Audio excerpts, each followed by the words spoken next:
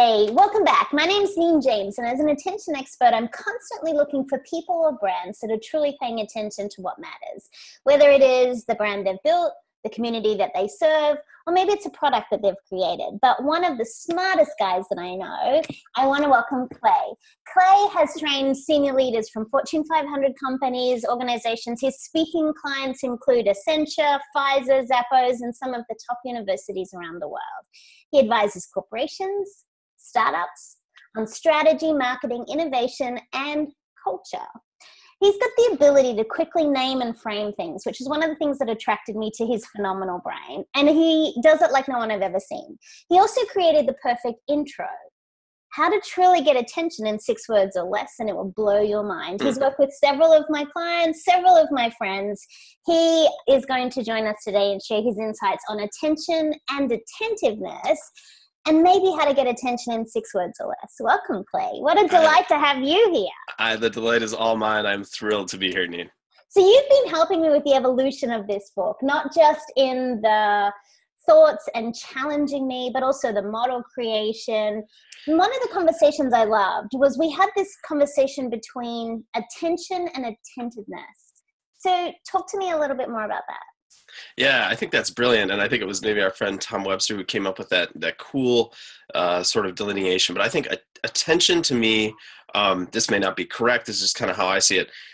To me, attention is in the moment. If I'm paying attention, it's a short-term thing. It's a right now thing. If it's a speaker on stage, if it's a conversation I'm having with somebody at a coffee shop, attention is right here, right now, look you in the eyes.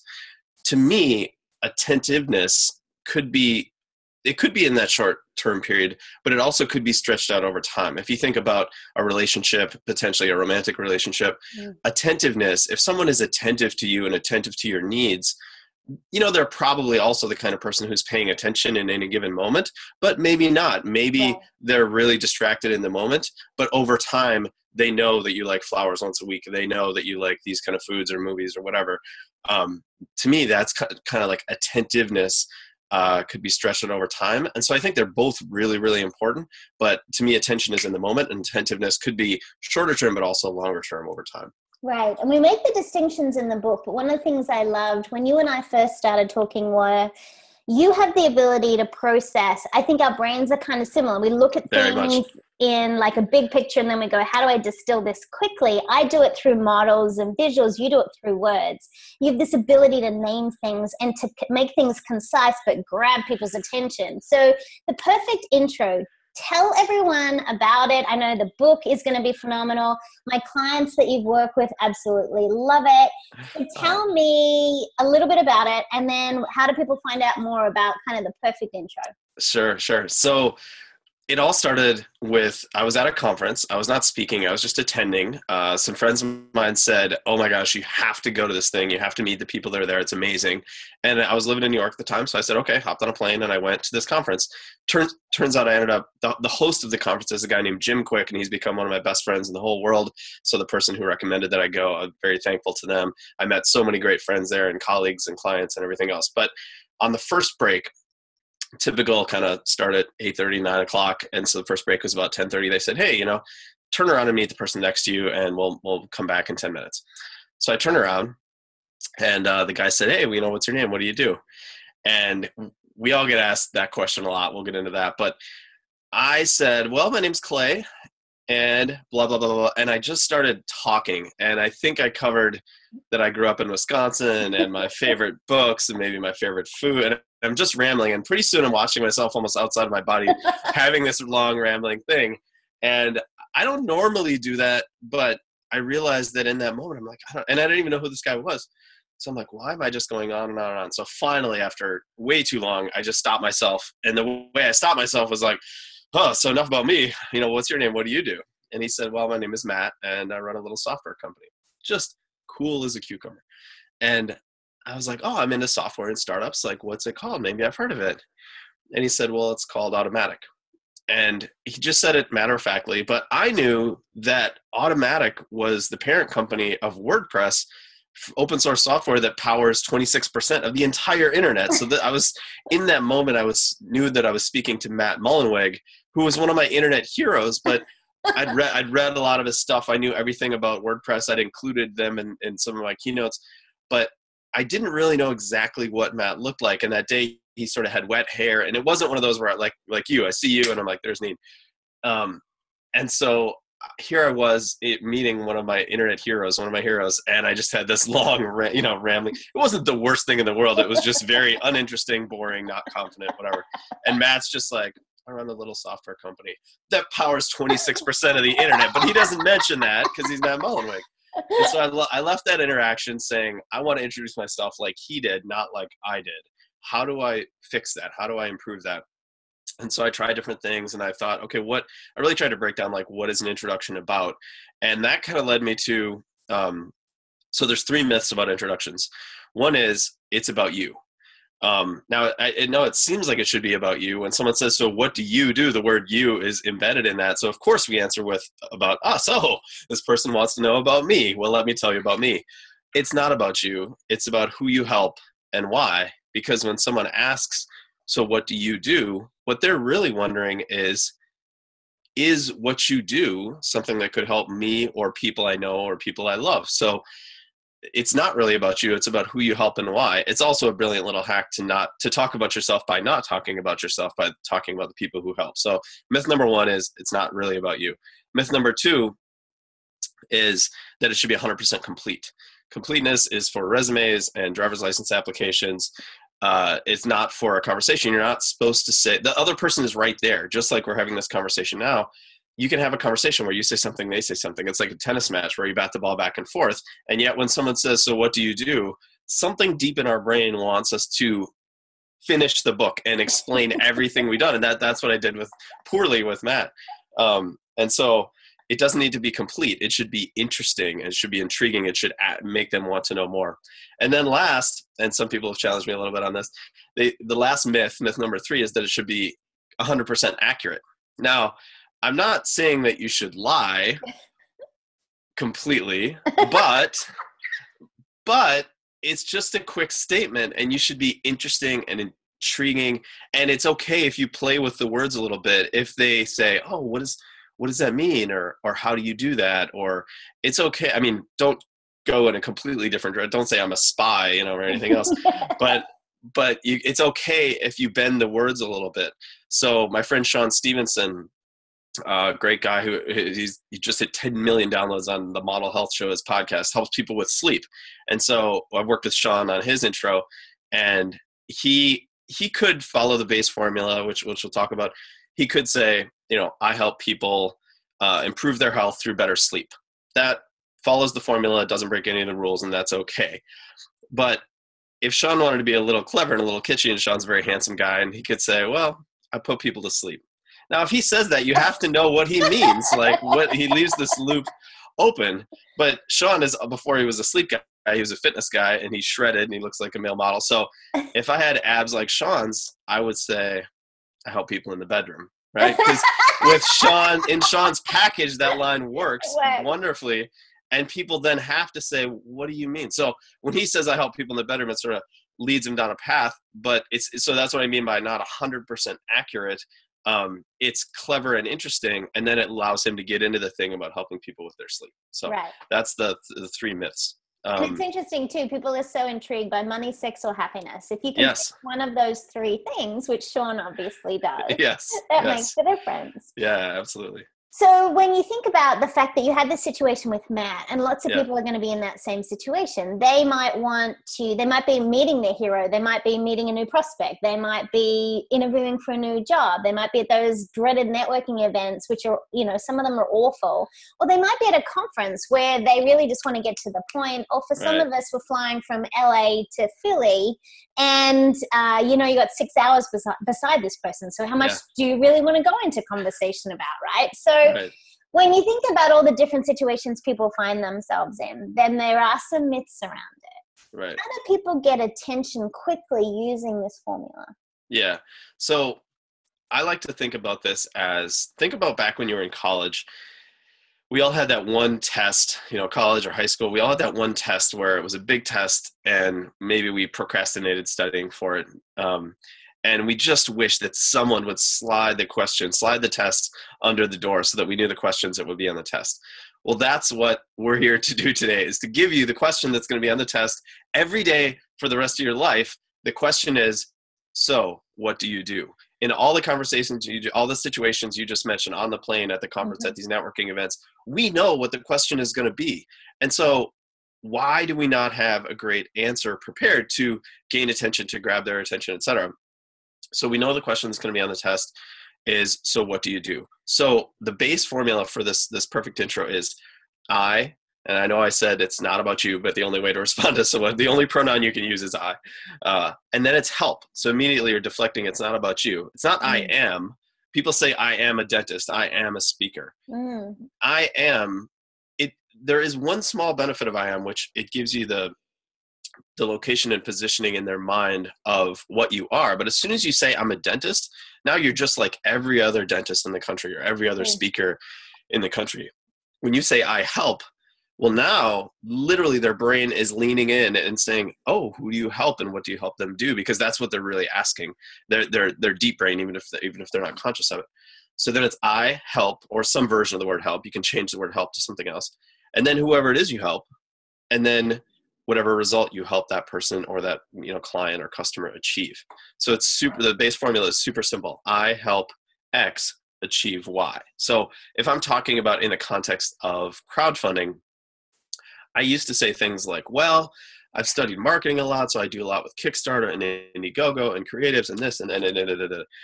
Now I just shake their hand firmly and look them in the eye and I say, I help entrepreneurs fund their dreams.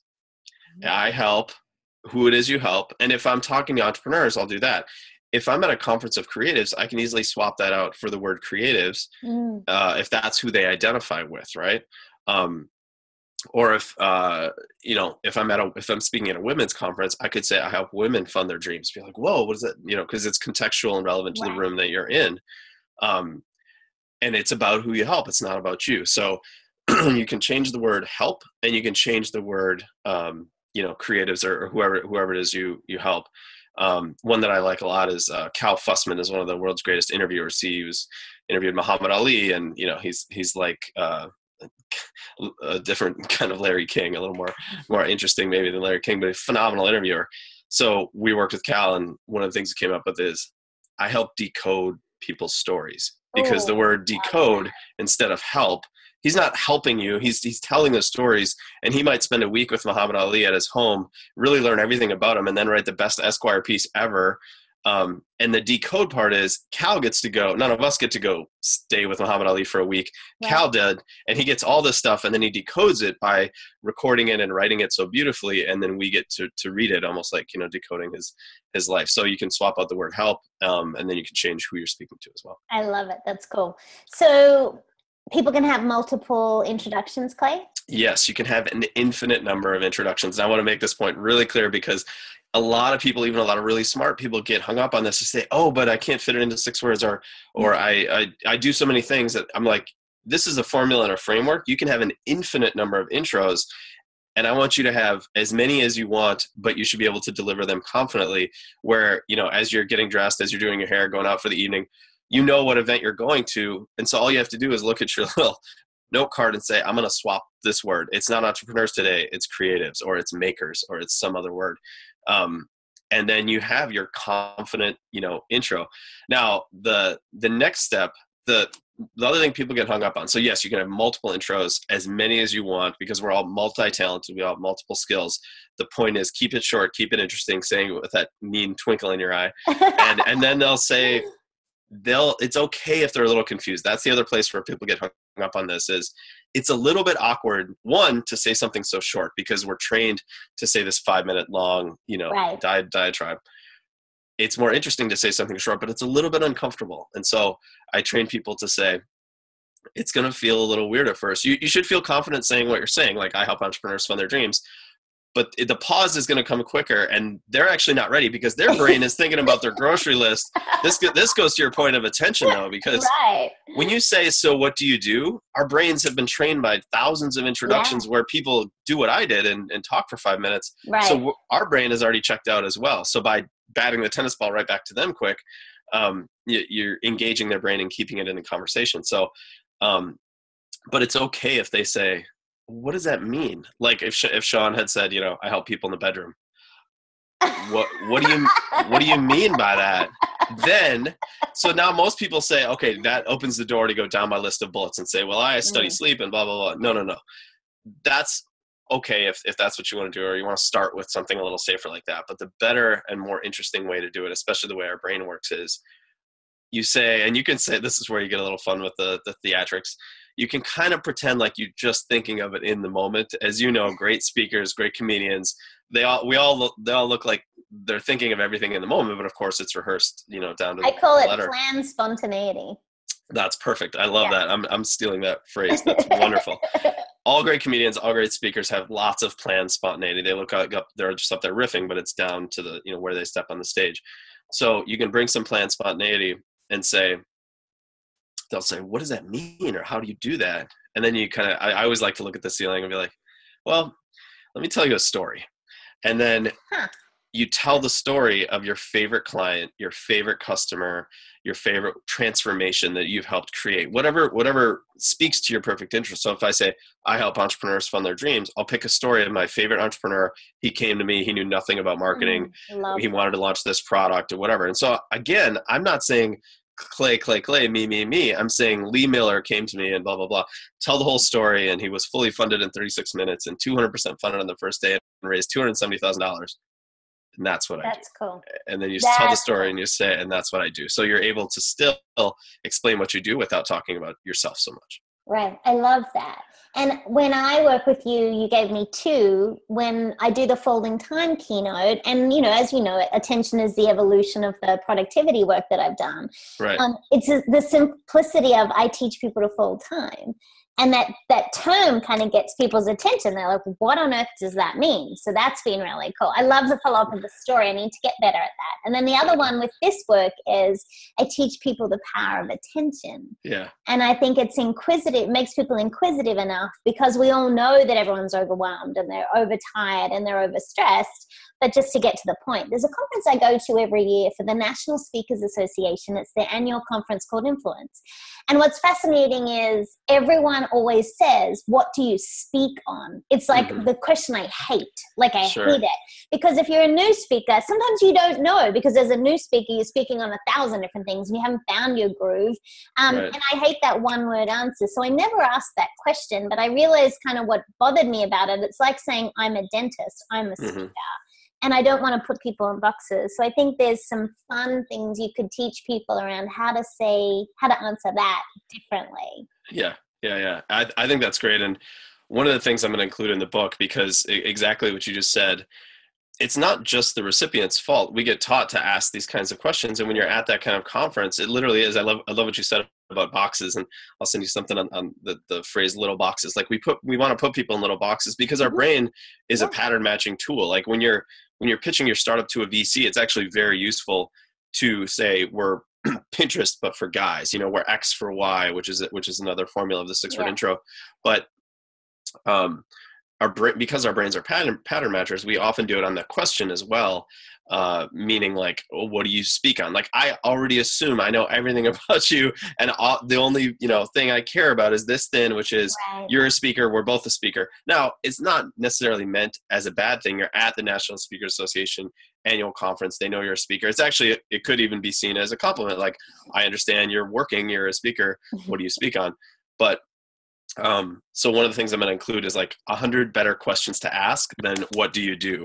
And so more interesting, what are you most excited about right now? Yeah. Things like that. I love that. And so I will deliberately never use that question, what do you speak on? Because what I found is people go to tell me their topic before they've listened to my question. Yeah. So they assume they know the question I'm asking them and then they give me their topic, which has nothing to do with the question I asked, which also shows we're not always paying attention. We anticipate what we think we're going to be asked. Yes.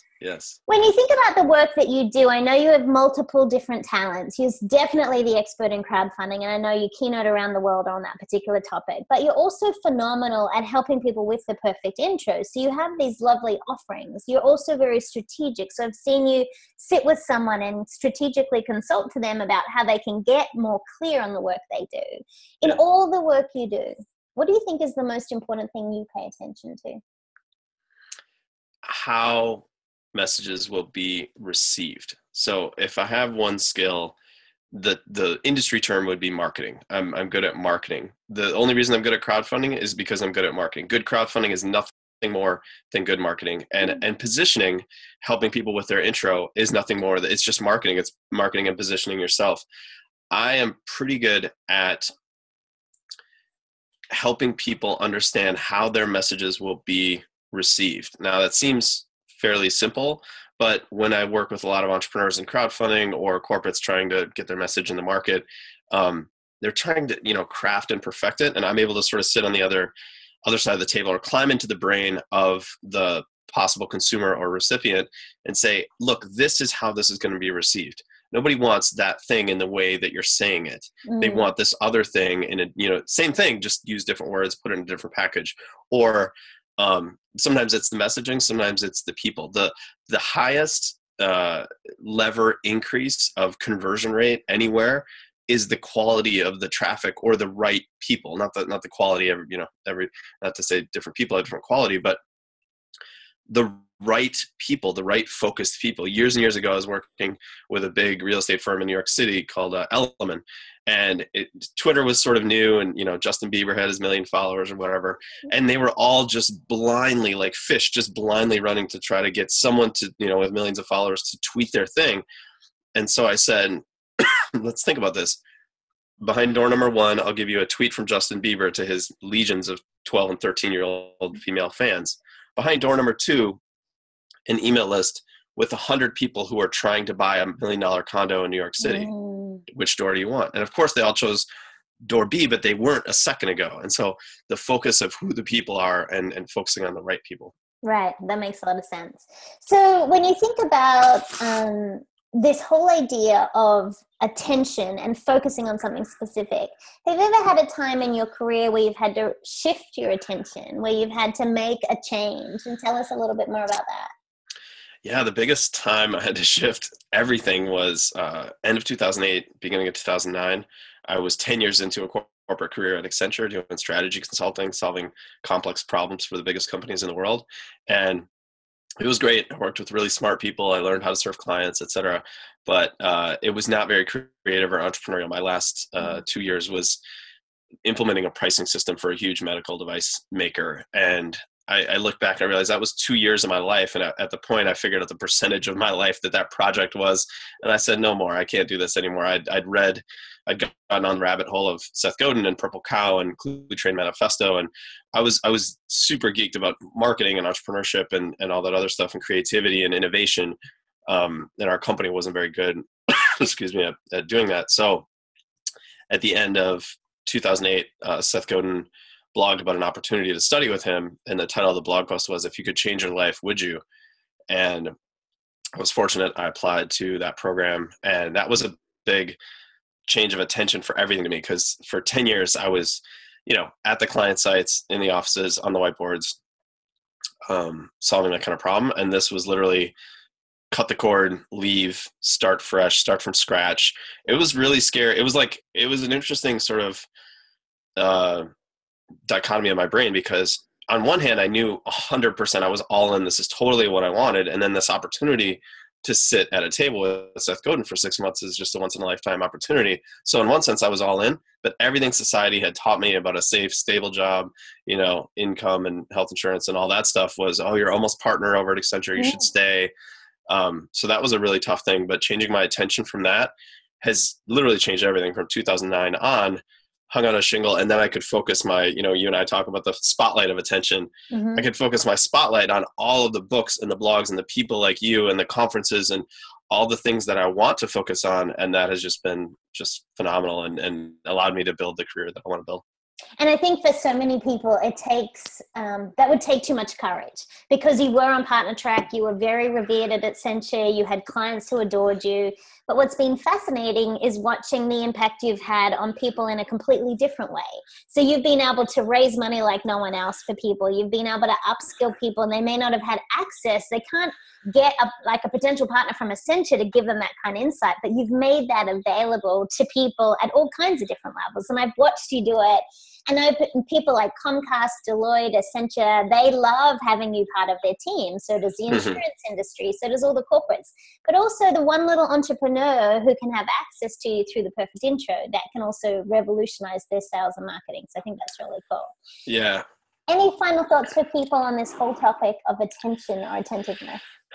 I think your own attention and then how the world pays attention to you are the two sides of the coin, and your own attention. And I think, you and I, even though we talk about this stuff, struggle with it all the time, right? There's always the little blue box of, the red bubble inside of Facebook and the apps that buzz and things like that. What I would say is, do not try to improve your own attention through willpower, because these apps and these systems are designed, they've hired literally tens and hundreds of doctors and experts and everything else just to make these apps more addictive. So you're not going to beat teams of that with your willpower to say, today I'm not going to. You have to do it with systems and tools and applications and things that remove it completely. So like you talk about, set up your environment where, whether it's putting your phone in the other room, or I have a playlist for writing when I write. Two things that have helped me actually write the book even more. One, creating a playlist, and two, just setting a time. I log on with my friend, just like this. We video, we say, hey, what's up? You ready? Let's do this. Start, minimize the window, and write. And because he's on video with me, now he can't see my screen. I could be checking Twitter, but because it's like I'm there with another person. Right. And so I've battled this with willpower a lot. You got to build the systems. So if that means, structuring your home in a different way, or doing a certain type of work in a certain type of environment. Right. If you want to brainstorm, don't brainstorm where you have your your weekly status meeting. In the meeting where everyone has to report what they did every day is not a creative space. That's why there's offsites. Go to a more colorful room, go offsites, go to a foam ball pit or something and do something creative and brainstorm. But unplug and don't try to conquer this with willpower, conquer it with systems. I love it. One of my clients is Viacom, and they did an attention exhibition 2 years ago. And what was fascinating, because I work within the advertising sales part, both the MTV part, as well as Comcast and Comcast Spotlight. But there was an exhibition, and what they were showing was the way that the eye and the brain works with patterns, and how they design ads now on television, knowing what they know about the chemistry and the patterns of your eyes. And it was interesting that I sat at a machine where they monitored my eye movement and my heart rate. So they could show images, and they would design ads based around the combination of those factors. So the science behind attention is amazing, and the art behind attention is phenomenal. Absolutely. Thank you so much for being part of today. I know people are going to want to know more about the perfect intro, so we will make sure they have access to that. I love the work that you're doing, and my clients love you, so thank you for serving them as well. Thank you, Neen. You're the best.